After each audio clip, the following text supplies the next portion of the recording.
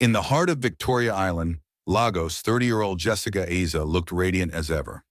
Her colleagues at Titan Edge Group popped champagne bottles and sang off-key renditions of the birthday song. Not only was she celebrating her milestone birthday, but she'd also just been promoted to deputy general manager, the youngest in the company's history. With glowing skin, red lipstick, and an air of confidence, she looked like the perfect picture of success.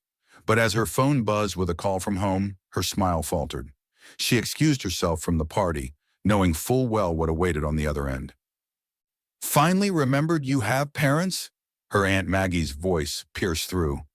"You've achieved nothing, Jessica. 30 and still unmarried. All your degrees, yet no man. You've brought shame to our family." Jessica sighed, too exhausted to engage. "Come home immediately. New Year is close.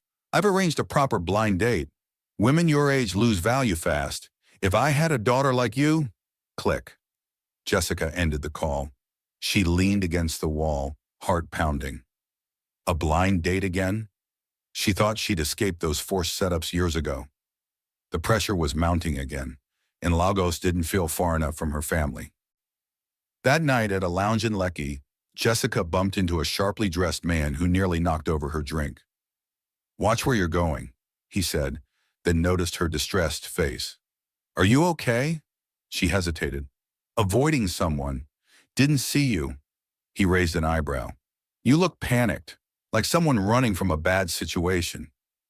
Maybe even drugged." Before she could respond, he grabbed her hand and led her out through the back exit. "Fine," he said. "I'll help you. For tonight, I'm your pretend boyfriend. You owe me 5,000 naira. Jessica looked at him, tall, elite, intimidating. 5,000 naira? Try 8,000 naira per day. You're hired." The next morning, Jessica transferred 8,000 naira as a deposit and sent a message. "Pickup is tomorrow. Pack like you're heading for war." She had no idea if this man, whose name was Dapo, was trustworthy, but he carried himself with the confidence of a man who had nothing to lose and nothing to prove. Her family would never approve of him on appearance alone, and that was exactly what she needed. She didn't want someone too perfect. She wanted someone believable, just threatening enough to stop her aunt from matchmaking her with every God-fearing man they knew. Dapo, on the other hand, couldn't believe his luck. He had only gone to the club to meet a client and somehow ended up with a strange, rich woman hiring him to be her fake boyfriend. Easy money, or so he thought. But something about Jessica intrigued him. She was sharp-tongued, confident, and clearly hiding a pile of emotional baggage under her designer dress. When he arrived the next morning in a tailored blazer and dark sunglasses, Jessica sized him up. "You clean up well. Just try not to smile too much. My family believes happiness is a sign of weakness." As they drove through 3rd Mainland Bridge toward her family home in the outskirts of Surulere, Dapo was briefed on key lies. They'd been dating for 6 months, met at a business conference, and she was the one who chased him. "They need to think I'm desperate enough to take what I can get," she said sarcastically. When they reached the compound, Aunt Maggie opened the gate and scowled. "And? So you finally found someone to deceive you?" she sneered. Jessica smiled. "Auntie, meet Dapo, my boyfriend." Aunt Maggie blinked. "This one? Looks like he can slap sense into you." "Good, come in." The game had begun. Dapo barely had a moment to sit before the ambush began. Uncle Sylvester, big-bellied and full of unsolicited advice, eyed him like he was a hawker selling fake iPhones. "So, Mr. Boyfriend," he said with a smirk, "what do you do for a living?" Jessica jumped in quickly. "He's in procurement, works with a logistics firm in Lekki." Dapo nodded casually, saying, "Small firm, big plans." Aunt Maggie leaned forward, arms crossed. At least he brought gifts, unlike you, Jessica, who always returns home empty-handed." Jessica clenched her jaw. "Those are for everyone, Auntie, not just you." Later that evening, while the women prepared dinner and the men watched football, the gossip began brewing in the background. Jessica's cousin, Ngozi, whispered to her mother, "I don't trust that guy. He doesn't even know how to pronounce Jessica's middle name. And did you see the car? That's not love, that's a scam." Aunt Maggie, sensing blood in the water, called everyone into the living room for a spontaneous family meeting. "Let's hear how they met," she announced cheerfully. Jessica froze for half a second, then launched into a practiced lie. "At a conference, he spilled coffee on me," Dapo added smoothly. "Best mistake I ever made." But things took a turn when Grandpa stepped in. The old man, wise and full of dramatic pauses, cleared his throat. "This one," he said, pointing to Dapo, "has sharp eyes. Looks like he's seen the world. Reminds me of myself in 1972. Everyone laughed awkwardly. "You two," Grandpa continued, "share a room. You're not strangers anymore." Jessica choked on her drink. "Eh?" Dapo glanced at her. "Floor's fine for me," he offered quickly. "Nonsense," Grandpa barked. "Share bed, build trust. Don't be forming modern girl here." Jessica's fake romance was suddenly very real and about to get even messier. Later that night, Jessica paced the tiny guest room, fuming. "You better sleep on the floor," she hissed, tossing Dapo a thin mattress. He shrugged, unfazed. "I've slept in worse places, but if I wake up with a bad back, you're increasing my pay." She rolled her eyes. "Professional fake boyfriend doesn't come with health insurance." They both chuckled, but the tension in the room simmered beneath the surface. Jessica pulled the covers tightly, her heart pounding. This was more than just a silly charade now. The lies were stacking up, and her family wasn't buying all of it. The next morning, Dapo woke up sniffling. His clothes were still damp from the cold floor and broken water heater. Jessica looked down at him and felt a pang of guilt. "You're burning up," she said, pressing a hand to his forehead.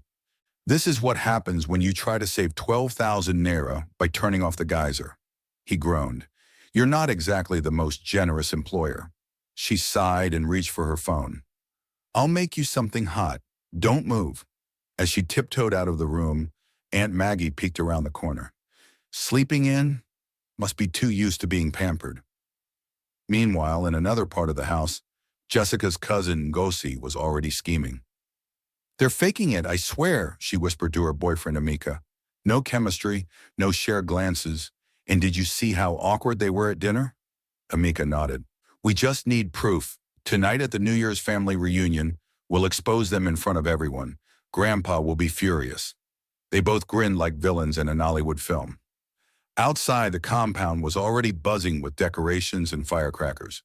But inside, fake love, real tension, and hidden motives were about to explode like bangers on the street. The family compound was alive with energy. Children ran around with sparklers, elders exchanged greetings, and the aroma of fried chicken and jollof rice filled the air. Jessica stood beside Dapo, her arms folded tightly across her chest. "Just smile and act like you adore me," she whispered. "You mean fake what I've been doing all week? Easy," he replied with a smirk. She glared at him, though a small part of her appreciated his effort. Then came the moment she dreaded, the family table, where every relative turned judge and jury once food was served. As everyone sat down for dinner, Grandpa raised his glass. "Today we celebrate family and two joyful events. Jessica has brought home a boyfriend, and Chenna, her cousin, claims she's also found someone special. May love multiply like rice in the pot." Laughter followed, but Ngozi pounced. "Speaking of rice, Dapo, do you know Jessica is allergic to mangoes?" Dapo blinked. "Of course," he replied coolly. "Why else would I swap out the fruit platter at lunch?" Ngozi's smile faltered. "Really? Because I saw you eating mango earlier." Jessica shot her a glare. "He didn't eat mine, Ngozi. Focus on your own relationship." But the room had shifted. Emeka stood next, dramatic like a failed actor. "I overheard them. Jessica said she'd reimburse him for car rental and New Year's gifts. This whole relationship is a lie." Gasps echoed. Aunt Maggie leapt up, hand on her chest. "You deceived us during New Year? You want to kill your grandpa with heartbreak?" Grandpa's face darkened, but before he could speak, Dapo stood. "Yes, this started as fake, but feelings can change. I fell for her honesty, her strength, and even her loud mouth." Jessica turned sharply. "You did what now?" The lies were unraveling, and so were their hearts. A stunned silence fell over the compound. The air felt heavier than Lagos humidity in July. Jessica's heart thumped against her ribcage as Dapo reached for her hand. I meant what I said, he continued, eyes locked on hers. Somewhere between all the pretending, I started falling. For real. Aunt Maggie snorted. Please, save the Nollywood script. You think love can cover up this grand deception? Grandpa slammed his cane against the floor. Enough! Everyone froze. You think I didn't know? I saw that boy sleeping on the floor in freezing weather. Anyone faking love would not suffer like that. Jessica turned to Grandpa, wide-eyed. You knew? He gave a small smile. I'm old, not blind. I may not understand your modern situationships, but I understand when a man protects a woman, even when she's too stubborn to admit she needs it. The tension cracked, and a few giggles slipped through. Dapo cleared his throat. I know I messed up, but if you give me a real chance, I want to be more than your fake boyfriend. Jessica stared at him, her voice small. Even if I'm loud, difficult, and allergic to love? He smiled, especially then. Before emotions could settle, a sharp voice cut through. Nonsense! It was Chena's mother, fuming. All this drama because one girl finally brought a man home? Meanwhile, my daughter beautiful, obedient, has no suitor. Chena stood beside her, blushing with rage. Mummy, not now! But her mother pushed forward. Jessica, you think you're special? You're single, loud, and raised by a single mother. You think his people will accept you? Dapo stepped in, eyes steely. My family doesn't define who I love, and I came here to protect her, not to ask for permission. Just then, someone from the gate shouted, Visitors! What came next changed everything. The compound gate creaked open, revealing 3 black SUVs with tinted windows. Everyone rushed out, thinking it might be politicians or a celebrity. Instead, a calm, graceful woman in flowing agbada stepped out. Jessica squinted. She looked oddly familiar. Whispers spread quickly. Isn't that the MD's wife from Shengu Group? She came here? Chena's jaw dropped as the woman walked directly to Dapo and smiled warmly. Son, you didn't tell me you were spending the new year in Surulere. Jessica's eyes nearly popped. Wait, son? Gasps shot through the crowd like bangers on a Christmas Eve street. Dapo cleared his throat. Grandpa, everyone, I wasn't completely honest. He turned to Jessica, face solemn. My name isn't just Dapo. I'm Oluwadamilare Adadapo Fashanu, heir to Shengu Group. The entire family went dead silent except Aunt Maggie, who suddenly choked on her zobo. Em? She croaked. Chena's mother nearly fainted. You mean this poor boy is from that Shengu Group? Jessica stepped back. So you were rich all along? Then why agree to be my fake boyfriend for 8,000 naira a day? He smiled. Because you didn't care about any of that, and I needed someone who saw me. Wait! Chena's mother shouted. This changes everything. Jessica, my dear niece, you found a real husband. She grabbed Jessica's hands. Ignore what I said earlier. You're glowing, radiant, a lioness. Jessica snatched her hands back. Keep the fake compliments. You tried to ruin me 10 minutes ago. Grandpa chuckled in his chair. Now that the truth is out, when is the wedding? Jessica looked at Dapo, heart racing. We'll figure that out. But right now, she turned toward her cousins. Some people owe me apologies. But behind the crowd, Chena and her mother weren't done. A darker plan was already in motion. That night, while the compound buzzed with praise for Jessica and Dapo's royal romance, Chena and her mother sulked in a corner, stewing like neglected jollof rice. We've lost the spotlight, her mother hissed. That girl's about to marry into billions, and we're here eating leftover goat meat. Chena clenched her jaw. She stole what should have been mine. If we can't shine beside her, we'll burn her light out. Her mother leaned in with a sinister grin. Tomorrow night, we strike. Just like the old ways. A little trick, a little trap, and Dapo will never look at her the same way again. Meanwhile, Dapo helped Jessica carry firewood into the compound for the next day's barbecue. She looked at him sideways. So, billionaire heir, huh? And here I thought you couldn't afford floor space. He chuckled. I wanted to know what it's like to be chosen for who I am, not what I have. Jessica smiled but hesitated. You still lied. That stings. His face softened. I know. I didn't mean to play you. I was afraid you'd treat me differently. She sighed. Let's just get through this trip. After that, we'll figure out what we really are. No more pretending. But the pretending wasn't over. That evening, Chenna texted Jessica anonymously, claiming there was an emergency involving Dapo. Jessica rushed to a back room, only to find it locked from behind. A gruff voice whispered, "Time to secure that bride price." From a side room, Chenna shoved a shirtless man out toward a waiting camera. "Once the door opens," her mother whispered, "we'll make it look like they were caught red-handed. Let's see how Mr. Billionaire handles betrayal." Jessica banged on the door, shouting, "Hello, what the hell is going on?" But no one answered, and outside the cameras were already rolling. Jessica shoved against the door with her shoulder, heart racing, while the shirtless stranger looked just as confused. "Madam, I swear they paid me 10,000 naira to stand here. I don't know what's happening," she hissed. "Get away from me before I break your nose." Just as she was about to scream, the door flew open and there stood Dapo, eyes blazing. Behind him, the entire family gathered, phones out, ready to capture the scandal. Chenna's mother gasped. "Caught red-handed, in our house, with another man?"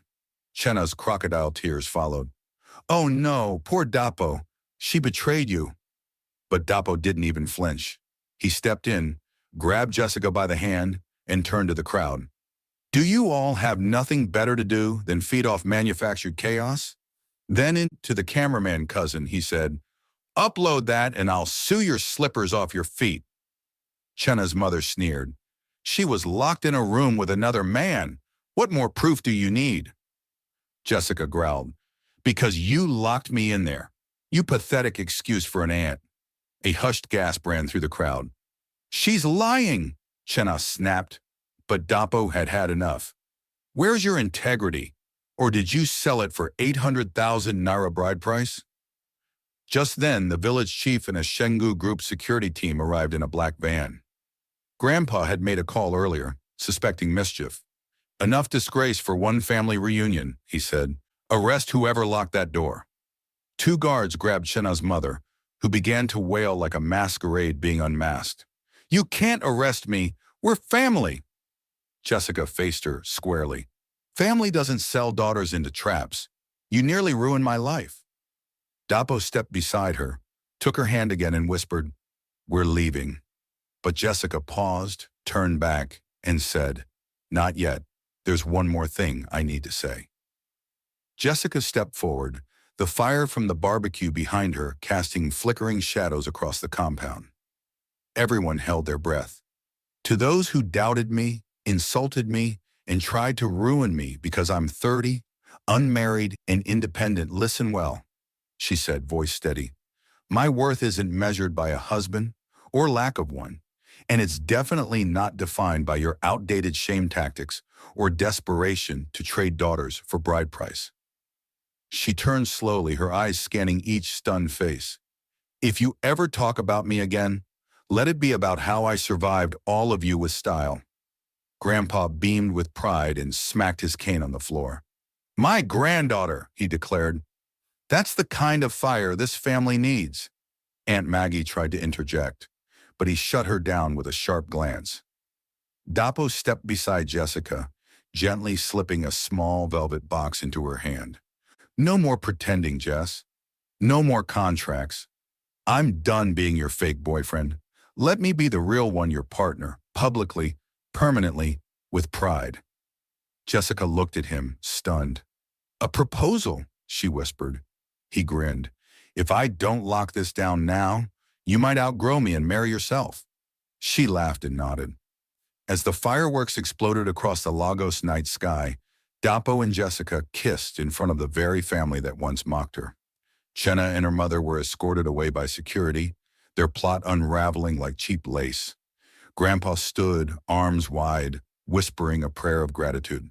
She found love, but more importantly, she found herself. From that day forward, Jessica's name wasn't whispered with pity, but with awe. Not because she landed a billionaire, but because she refused to bend, refused to break, and taught everyone that a woman's value is hers to define. Loud, proud, unapologetic. The end. What did you think of ALagosLoveDeal? Did Jessica make the right choice? Was Dapo's secret justified? And let's be honest, who else wanted to slap Aunt Maggie? Drop your thoughts in the comments below. If you enjoy the drama, the twists, and that bold New Year's energy, make sure to like, share, and subscribe for more unforgettable Nigerian love stories. New episodes coming soon, don't miss out. New episodes coming soon, don't miss out.